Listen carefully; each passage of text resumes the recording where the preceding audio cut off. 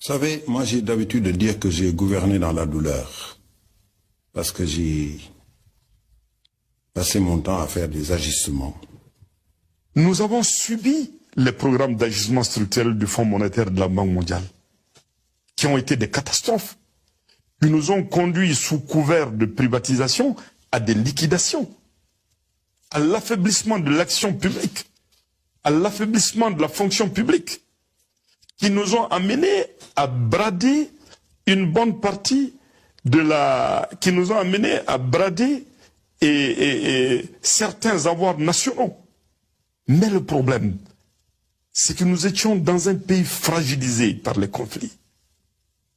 Nous étions dans un pays, si nous voulions affronter ces organisations internationales, si nous voulions affronter des multinationales pour mieux négocier le prix de l'or, le prix du coton, il nous fallait un consensus national.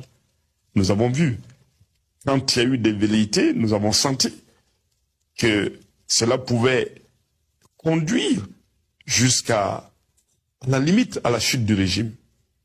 À partir de 1990, l'idée a commencé à circuler que finalement nos pays, je ne dis pas seulement le Sénégal, nos pays avaient fait toutes ces années de l'ajustement économique, structurel, mais que ça n'avait pas produit les résultats qu'on en attendait.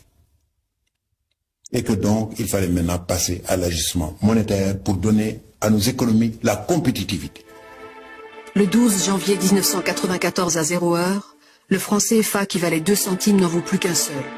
Une dévaluation de 50% qui touche les 14 pays de la zone franc.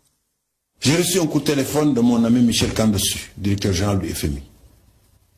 Ce coup de téléphone, je crois, a duré 2 heures de temps. On a commencé à parler sur un ton courtois, puis ensuite ça s'est durci. J'étais dans mes appartements du palais. Mon épouse qui allait et venait, à un certain moment, elle a senti que le ton se durcissait. Elle s'est assise pour prier. J'ai dit, mon mari a des problèmes. C'est assise pour prier. Et Michel Kandessu me disait, en résumé, Président, vous avez été très courageux, mais ça ne suffit pas. Il faut que tous ensemble, vous fassiez la dévaluation.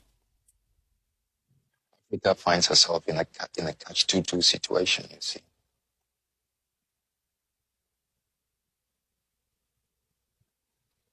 She better watch what she says here and there, or else you don't get that aid or that assistance, etc.